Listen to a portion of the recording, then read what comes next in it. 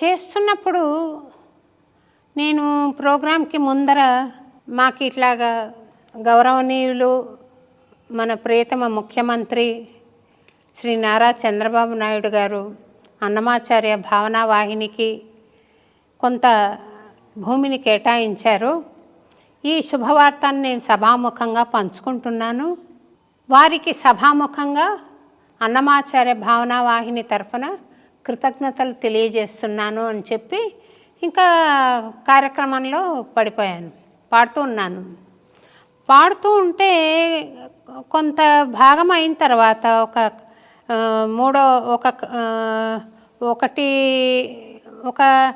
4-5 పాటలు పాడుంటాను, కీర్తనలు. తర్వాత ఇట్లా చూస్తే పక్కకి ఒక ఆయన స్తంభానికి ఆనుకొని తలకాయ ఇలా జరగిలబడి కళ్ళు మూసుకొని వింటున్నాడు. చాలా కాంతివంతంగా ఉన్నాడు. ఓవల్ షేప్లో ఒక మెరూన్ కలర్ అంటారు చూడండి స్వామి, ఆ కలర్ బొట్టు పెట్టుకున్నారు, మెరూన్ కలర్ జుబ్బా వేసుకున్నారు, గోచి పంచ కట్టుకుని ఉన్నారు, గిరిజాల జుట్టు ఉంది. ఈయనెవరో మహాపురుషుల్లాగా ఉన్నాడు అని అనుకున్నాను. కానీ ఇంకా నేను మళ్ళీ పాటలో పడిపోయి ఇందులో నిమగ్నమైపోయాను స్వామి.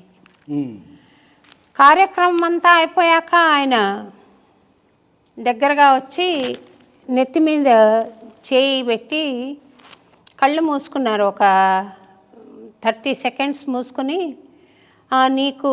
నువ్వు అనుకుంటున్న ప్రాజెక్టు 4 ఏళ్లలో కంప్లీట్ అవుతుంది, 5 ఏళ్ళు అని చెప్పారు, 5 ఏళ్లలో కంప్లీట్ అవుతుంది. నేను అందరూ దగ్గరగా వచ్చారు. ఈయన ఇంత చనువుగా నువ్వు అనడం ఒకటి, నెత్తి మీద చేయి పెట్టడం ఒకటి, ఆశీర్వాదం ఇవ్వడం, అది మామూలు వ్యక్తులు చేసే పని కాదు. అది ఎవరైనా మీరెవరు అండి అని అడిగాను. నేనా, పోయి చంద్రబాబు నాయుడు అడుగుకో చెప్తాడన్నాను. నేను కొంచెం షాక్ అయ్యాను. అయ్యబ్బా ఎట్లా మాట్లాడతారని సరే నమస్కారం పెట్టేసి ఇంకా అందరూ ప్రోగ్రాం బాగుందని దగ్గరకు వస్తారు కదా, వాళ్ళు నా అటెన్షన్ డైవర్ట్ చేసేసారు స్వామి. ఇంకా నేను ఆయన గురించి ఆలోచన చేయలే. మళ్ళీ నాకు గుర్తు ఎప్పుడు వచ్చారంటే, నేను పడుకోబోయే ముందు పోయి చంద్రబాబు నాయుడిని అడుగుపో చెప్తారు అన్న మాట గుర్తొచ్చింది. నాకు దానికి అర్థం కూడా వెంబడే స్ఫురించింది. ఆ ప్రేరణ కూడా స్వామి ఇచ్చాడో ఏమో తెలీదు. అయితే ఏమని అనిపించిందంటే, ఆ చంద్రబాబు నాయుడు గారికి ప్రేరణని ఇచ్చింది ఎవరనుకుంటున్నావు? వారే. ఆయన ఇస్తారా నీకు? నేను ఇచ్చాను ఆయనకు ప్రేరణ అని చెప్పినట్టు అనిపించి, ఎప్పుడు తెల్లారుతుందా అని కాచుకొని తెల్లారగానే మా రమణాన్ని పిలిచి, ఇక్కడ ఇట్లాంటి మనిషి జుబ్బా వేసుకొని గోచి పంచ కట్టుకొని ఇట్లా ఓవల్ షేప్లో బొట్టు పెట్టుకుని గిరిజాల జుట్టు ఉన్న మనిషి ఎవరైనా ఉన్నారేమో కనుక్కుని నా దగ్గర నేర్చుకుంటున్న వాళ్ళందరూ ఆ లొకాలిటీలోనే చుట్టుపక్కల ఉన్నారు స్వామి. అప్పుడు వాళ్ళని అడిగి రాపో అని పంపించాను. వాడు కాలనీలో అంతా విచారించుకొని వచ్చి, అట్లాంటి మనిషి ఎక్కడా లేరని అంటున్నారమ్మా అని చెప్పాను. సరే అని నేను మళ్ళీ షికాగోలో ప్రోగ్రాం పాడుతున్నప్పుడు హ్యాండ్ ఇన్ హ్యాండ్ అని ఒక ఆర్గనైజేషన్ ఉంది. అది హరిహరానంద స్వామి వారి శిష్యులు నడుపుతున్నారు. వాళ్ళకి బెనిఫిట్ ప్రోగ్రాం పాడాను. పిల్లలకు, హ్యాండిక్యాప్డ్ పిల్లలకి సహాయార్థం ఒక ప్రోగ్రాం పాడాను.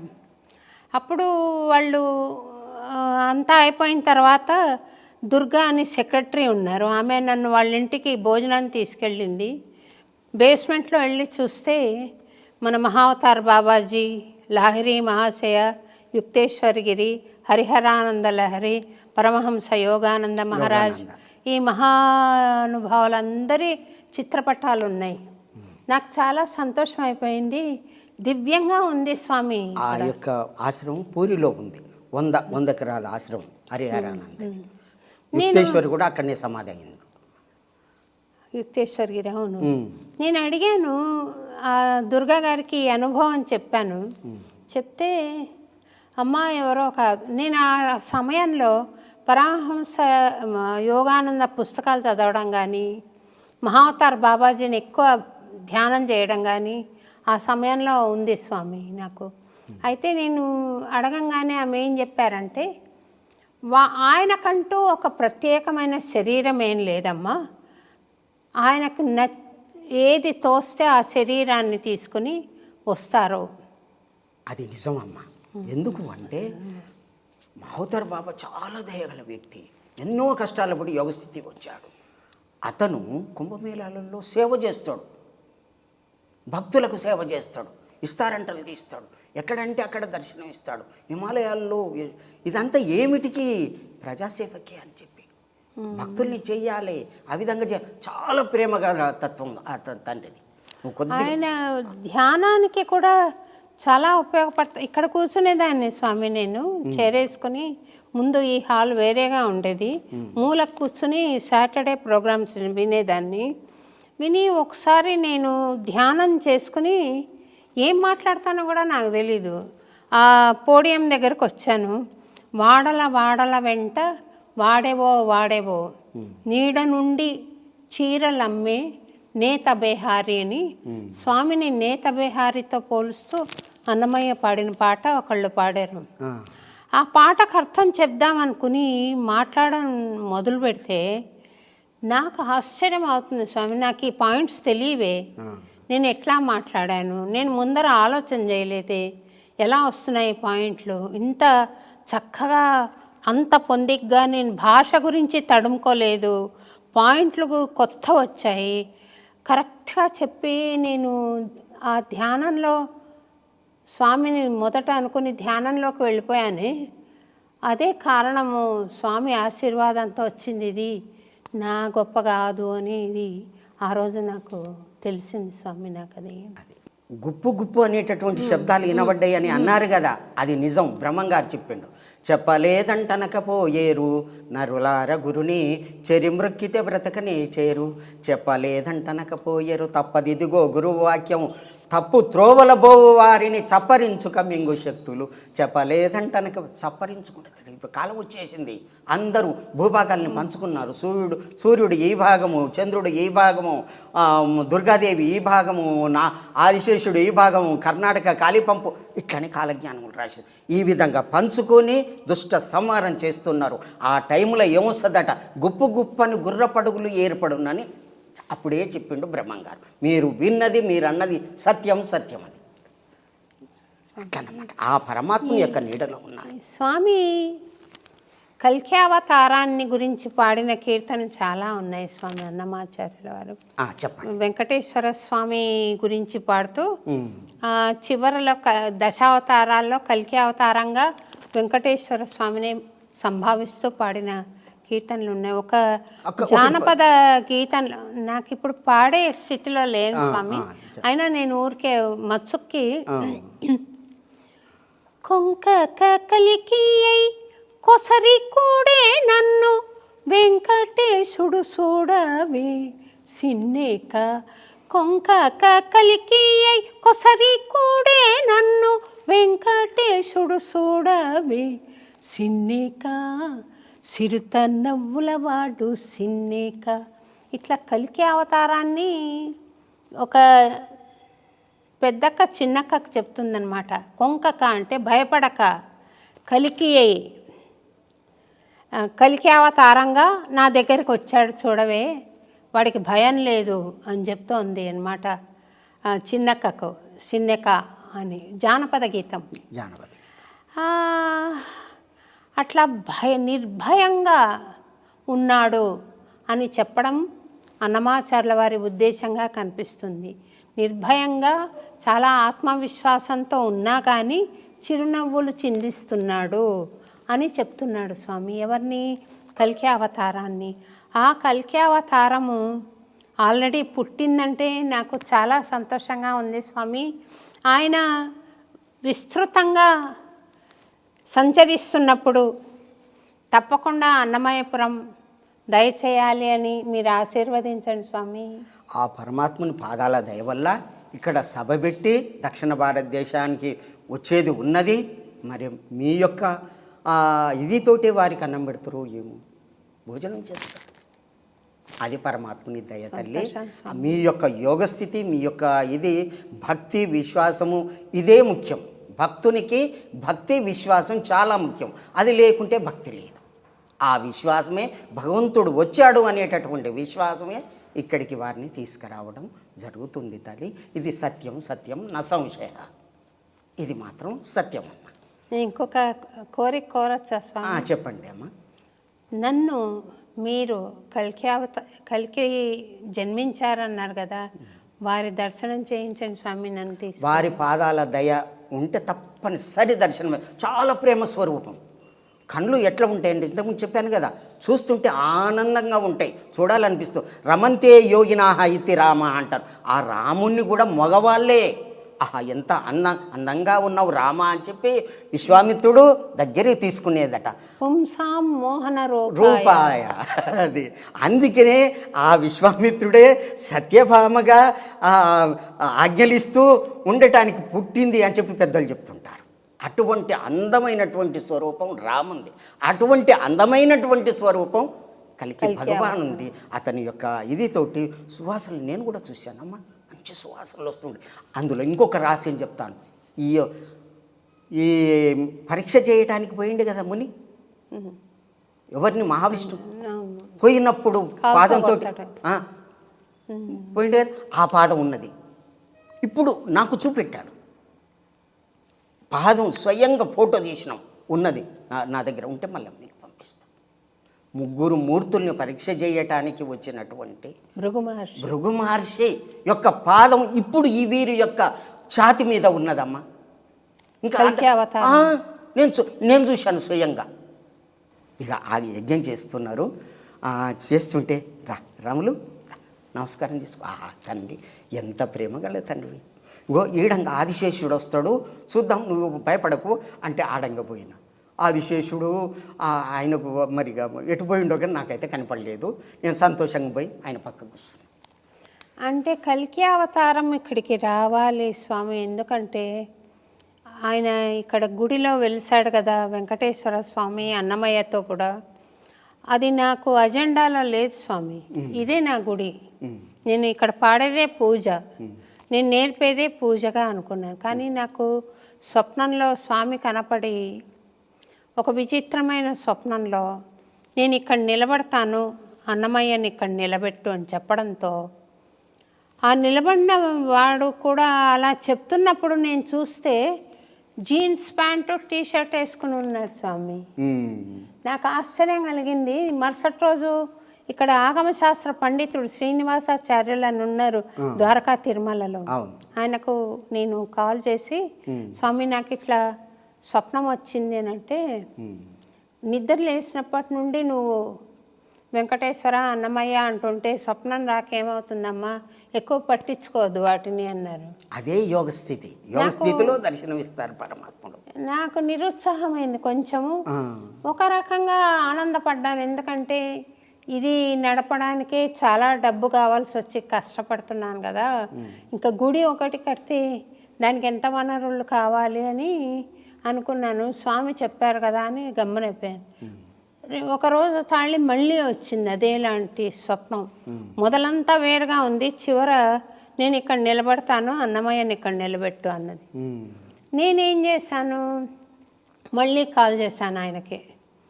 నీకు చెప్పాను కదమ్మా, అట్లా అదే భావనలో ఉన్నప్పుడు స్వప్నాలు వస్తాయి, దాని గురించి ఎందుకు నువ్వు ఎక్కువ పరితాపం చెందుతున్నావు, వదిలేయన్నారు. ఇంకా సరే, నాకు ఆ తర్వాత 7-8 సార్లు వచ్చిన, 5-6 సార్లు వచ్చి ఉంటుంది. అయినా నేను మాట్లాడలేదు స్వామి. ఎందుకంటే కోప్పడతారేమో, మళ్ళీ చెప్పాను కదా మళ్ళీ ఎందుకు చేస్తావు అని అంటారేమో అని నేను గమ్మనైపోయాను. కాకపోతే నాకు అత్యాశ్చర్యకరంగా 2 నెలల తర్వాత ఆయనే నాకు ఫోన్ చేసి, అమ్మా నీకు కళ రావడం సామాన్యమైన విషయం కాదు, స్వామి ఆ గుడి కట్టించుకోవాలనుకుంటున్నాడు, అది మీ చేత జరిగేది ఉన్నది కాబట్టి వారి యొక్క ఆశీర్వాదం అని. తర్వాత చాలా విచిత్రంగా ఆ గుడి నిర్మాణం జరగడం కానీ, చాలా ఇబ్బందులకు లోనైనా ఇది స్వామి మహిమ వల్ల జరుగుతోంది అని అనుభూతి అయితే నాకు ఉంది స్వామి. అక్కడ సాక్షాత్తు వెంకటేశ్వర స్వామి కొండ దిగి వచ్చి నిలబడ్డాడు అన్నమాచార్య సమేతంగా అని సమేతంగా. నేను పరిపూర్ణంగా విశ్వసిస్తున్నాను స్వామి. కల్కి అవతారం అక్కడ వచ్చింది కాబట్టి, ఇప్పుడు ఆయన జన్మ తీసుకున్నారు కాబట్టి మానవాకారంలో తప్పకుండా రావాలి అని అందరం ప్రార్థన కోరుకుందాం. ఆ పరమాత్ముని కోరుకుందాం. భక్తులమై వారి పాద సేవలో మనం కోరుకుందాం తల్లి. ఇక్కడనే అది సభలు ఏర్పాటు చేసి మరి ధర్మ సంస్థాపన చేసేటప్పుడు ఆకాశంలో విహరించేటటువంటి ఉంది, సూర్యుడిలో దర్శనమిస్తాడని చెప్పి కాలజ్ఞానంలో రాసి ఉంది. అదంతా జరిగేది ఉన్నది. శరీరం నుంచి వచ్చేటటువంటి గంధం గాలిలో కలిసి పుట్టేటటువంటి అందరూ కూడా సాత్విక గుణంతో పుడతారట. ఆ విధంగా జరిగేటటువంటి ఉన్నది ఆ సాక్షాత్తు పరమాత్ముని యొక్క లీలలు మనం చెప్పలేము. వారి యొక్క దయ వలన పాపం ప్రక్షాళనం అయ్యి సత్యయుగం వచ్చి సత్యయుగ ధర్మం నిలుస్తుంది. ఇది సత్యయుగం అని ఎట్లా గుర్తుపట్టాలి అంటే, సత్యం పలికే వాళ్ళు ఇప్పుడున్నారు, కొందరు పలకకున్నా కానీ వాళ్ళు ప్రక్షాళనం అవుతారు. తర్వాత ప్రేమ చూపేటటువంటి వాళ్ళు ఉన్నారు, దయాగుణం ఉన్నారు. ప్రతి ఆవుకు అన్నిటిని కూడా ప్రేమ చూపెడుతాను. గోహత్య ఎప్పుడైతే అవుతుందో అది ఎక్కువగా పాపం పెరిగినట్టు అర్థమని చెప్పడం జరిగింది. అవుతుంది, అది పోతుంది. తర్వాత తపస్సు, ప్రతి ఒక్కరు కూడా తపస్సు చేస్తున్నారు. ఎక్కడ ఉత్తరప్రదేశ్లో అందరూ తపస్సు, వేలు కోట్లు తపస్సు చేస్తున్నారు. హిమాలయాల్లో తపస్సు చేస్తున్నారు. అందరికి కూడా తపస్సు చేయాలి, ధ్యానం చేయాలి, యోగం చేయాలి అని ఈ స్థితి ఎక్కడి నుంచి వస్తుంది? సత్యయుగ లక్షణం ఇది. ఇదే గుర్తు. ఇంకా సత్యం పలుకుట, ప్రేమతత్వంతో ఉండుట, దయాగుణం కలిగి ఉండుట, నాలుగోది దానగుణం. అందరు దాతలే దానం చేస్తున్నారు. ఈ 4 గుణాలే సత్యయుగం యొక్క లక్షణాలు. ఇవే సనాతన ధర్మాలు కూడా. ఇవే సనాతుడైన పరమాత్ముడు, సనాతన ధర్మాలు ఈ 4. ఇవే సూక్ష్మ ధర్మాలు అని అన్ని ధర్మాలు వేలుగా ఇది కావడం జరిగింది. ఈ యొక్క ధర్మాన్ని నిలపటానికే వచ్చినటువంటి పరమాత్ముడు కల్పగ్రామంలో ఉన్నటువంటి ఎవరు అంటే భీష్ముని యొక్క తండ్రి శంతనుడు, శంతను యొక్క తండ్రి దేవాపి, అతను తపస్సిస్తున్నాడు అని భాగవతంలో చెప్పాడు. అట్లాగే సూర్యవంశంలో ఉన్నటువంటి మరు అనేటటువంటి రాజు అక్కడ తపస్సు చేస్తున్నాడు. వాళ్ళిద్దరిని పిలిపిస్తాము, వీళ్ళకు ఈ రక్షణ కార్యం చేస్తాము. ధర్మాన్ని నిలిపేటటువంటి ధర్మ ప్రబోధ చేయటానికి గుణకర్మేణ విభాగేచ చాతుర్వర్ణం ప్రశిష్టితే. కాబట్టి ఆ ధర్మాలు నిలపడానికి ప్రబోధ చేయటానికి వాళ్ళకి ఇస్తున్నాం. వాళ్ళు ఎటువంటి వాళ్ళు? యుగాల తరబడి తపస్సు చేసినటువంటి తపోసంపన్నులు. వాళ్ళని పిలిపిస్తామని చెప్పి భాగవతం చెప్తుంది. వాళ్ళు వస్తారు, ధర్మం నిలపటానికి సహాయం చేస్తారు. 18,000 మంది మహాత్ములు వస్తారు, యోగులు వస్తారు, సిద్ధపురుషులు 24 మంది సిద్ధపురుషులు వస్తారు. ఆంజనేయ స్వామి కూడా ఎమ్మటి ఉంటాడు. అట్లాగే పరశురాముడు ఉంటాడు. అక్కడ ఉన్నటువంటి పరశురాముడు కూడా ఎమ్మటి. ఇంతమంది ఉన్న తర్వాత వాళ్ళని చూసి మారిపోరా? ఎట్లయితే సూర్యుడు పైకి వచ్చినప్పుడు చీకటి పోతుందో ఆ భగవంతుని యొక్క పాదం మోపినంతనే కలి పారిపోతుంది, సత్యం యుగం నిలుస్తుంది. ఇది తప్పదు, వచ్చేసింది, టైం వచ్చేసింది. ఇది సత్యం. నాది ఒకటే ప్రార్థన స్వామి, మీరు మళ్ళీ దయచేయండి అన్నమయ్యపురం. తర్వాత కల్కి భగవాను ఇక్కడికి తీసుకొని రండి, నాకు దర్శనం చేయించండి. మనమే పోదాము. నేను వస్తాను స్వామి. మనమే పోదాం. వారిని రమ్మని అనటానికి అంత ధైర్యం చాలదు, కానీ వారి దయ ఉంటే వస్తారు. మనం ఎంతటి వాళ్ళం? వారి యొక్క పాదాల దగ్గర రేణువు అంతే. వారిని రమ్మనటానికి శక్తి చాలదు, కానీ మేము వస్తాం స్వామి అనటానికి ధైర్యం ఉన్నది. అది ఆ విధంగా పోదాము, వారి దయకు పాత్రులం అవుదాము, వారిని చూద్దాము, ఆనందపడదాము. వారి యొక్క ఇది మామూలు చూస్తే అర్థం కాదు. వారి యొక్క లీలలు ఇప్పుడు కల్కి భగవాన్ గురించి మనం చెప్పుకున్నాం కదా. రాత్రికి మీరు దర్శనం చేసుకోవాలి, అసలుకి ఏ రూపంలో వస్తాడో తెలియదు. అట్లా నేను చాలా అనుభూతి పొందాను నా ఆశ్రమంలో. ఈ మధ్యనే చూశాను, ఒక లైట్గా వస్తారు, జగన్నాథుడే వస్తాడు, ఈ పని చెయ్యి అని చెప్పినట్టుగా అనిపిస్తుంది. ఆ విధంగా అన్నమాట. నేను చూస్తున్నాను, ఇది నా కన్నులతోటి చూస్తున్నాను. ఆ భగవంతుని సేవలో ఉన్నాను ఇప్పుడు. నువ్వు సేవ చేసేది ఉన్నది రాములు అన్నాడు. అందుకని ఒక చిన్న ప్రశ్నతో ముగిద్దాం స్వామి. చెప్పండి. మీరు చీమలు దూరని చిట్టడవి, కాకులు దూరని కారడవి అంటారే, అటువంటి అడవిలో ఆశ్రమాన్ని ఏర్పాటు చేసుకొని ఏకాకిగా ఒక్కరే ధ్యానం చేస్తూ ఉన్నారు అని నేను విన్నాను. నిజమేనా? అమ్మ, ఒకటి, నేను గృహస్థం అనుభవించాను అమాజ్ఞతోటి. రాములు సాధన చేసుకోవాలంటే గృహస్థం చెయ్యాలి ముందుగా. డైరెక్ట్గా అయిన వాళ్ళు చెడిపోయిర్రంటే ఎందుకు పనికిరారు, దయ్యాలు అయిపోతారు వాళ్ళు. అమ్మాజ్ఞతోటి నేను పెళ్లి చేసుకున్నాను. తర్వాత వానప్రస్థానికి వచ్చాను. తర్వాత సన్యాసానికి వచ్చాను. సన్యాసం నుంచే మెట్టు యోగ స్థితి నుంచి లయం కావడానికి. ఈ మెట్లు దాటిపోవాలి ఎవరైనా సరే. ఈ మెట్లు దాటిపోతేనే ఇది. అందులో నాకు వచ్చిన భావన ఏంటంటే, మా అమ్మగారు చెప్పినటువంటి ఇది, ఇట్లా చేసుకో, సాధన చేసుకో, ఏ విధంగా చేయని అమ్మ చూపెట్టారు. సూర్యునికి ఎట్లా నమస్కారం చేయాలి, ఎట్లా ధ్యానం చేయాలి, ఎట్లా మనసు నిలబెట్టాలి, ఏ విధంగా కూర్చోవాలి, ఏ విధంగా కూర్చుంటే లయమైపోతుంది మనసు, లయమైనప్పుడు ఏం జరుగుద్ది, ఇట్లా ఎన్నో విషయాలు చెప్పారు. ఆ విధంగా సాధన చెయ్యటానికి ఒక ధ్యాన మందిరం అండర్ గ్రౌండ్ కట్టుకొని 2 రూములు వేసుకొని ఆ విధంగా సాధన చేసుకుంటూ ఒక శివాలయం కట్టుకున్నాను. ఇంకా శివుడిని నిలబెట్టలేదు. ఎక్కడ అంటే అరుణాచలం పోయాను. అరుణాచలం పోతే ప్రదక్షిణ చేస్తూ ఉంటే రమణుని బ్రిడ్జ్ అని ఉన్నది, అక్కడ కూర్చుంటే అమ్మ శివాలయం కట్టాలని ఉన్నది, నేను పేదవాడిని, ఏడ ఉంది, డబ్బులు లేవు తల్లి అని అనుకున్నా. ఇట్లా కళ్ళు మూడ్చుకున్నా. ఒక అమ్మ వచ్చి ఇక్కడ నిలబడ్డది, ఒక బాబు వచ్చి ఇక్కడ కూర్చున్నాడు. అక్కడ 2000 రూపాయలు పెట్టిర్రు. ఇద్దరు మాయమైనరు. ఒక భిక్షగానికి వేసినట్టు అయితే ₹1 వేస్తారు, ₹2 100 వేస్తారు, 2000 ఎందుకు పెడతారు అంటే ఆ తల్లి ఇచ్చిన డబ్బుతోటి ఆ యొక్క ఇదితోటి నాకు ఒక శివాలయం కట్టాను. పేద స్థితిలోనే శివాలయం కట్టాను. ఆ శివలింగం అక్కడి నుంచి తెచ్చి పెట్టాలని ఉన్నది. ఆ విధంగా జరిగింది. అట్లా దైవశక్తిని నేను చూస్తున్నానన్నమాట. ఆ విధంగా రావడం వలన అక్కడ నేను నిలబడి కూడా జరిగింది. నేను సాధన కొరకు అక్కడ చేయను. అమ్మగారి యొక్క గుట్టకు కొద్ది దూరంలో ఎదురుగా ఒక 35 గుంటలు తీసుకొని అన్ని చెట్లు పెట్టి అక్కడ నేను సాధన గృహం ఏర్పాటు చేసుకొని ఉంటున్నాను. మల్లిక బొట్ట అని అన్నమాచార్య భావనావాహిని స్టూడెంట్ స్వామి అమ్మాయి. ఆ అమ్మాయి నాకు కొన్ని దాదాపుగా 2-3 ఏళ్ల నుండి కల్కి గురించి చెప్తూ ఉంది. నాకు మీ గురించి కూడా తను మాట్లాడింది. అయితే తను అన్న విషయం ఏమంటే, ఈసారి నేను ఇండియాకు వస్తాను, మార్చిలో వస్తాను. నేను అడిగాను స్వామి వాళ్ళ ఆశ్రమానికి వెళ్దామంటే, తీసుకెళ్తాను మేడం అని చెప్పింది. మీ అనుమతి ఉంటే వస్తాం స్వామి. తల్లి పరమాత్మని దయ అది, అంతే, ఏమీ లేదు. నేను చిన్నవాడిని, పెద్దవాడిని అని అనుకోవద్దు.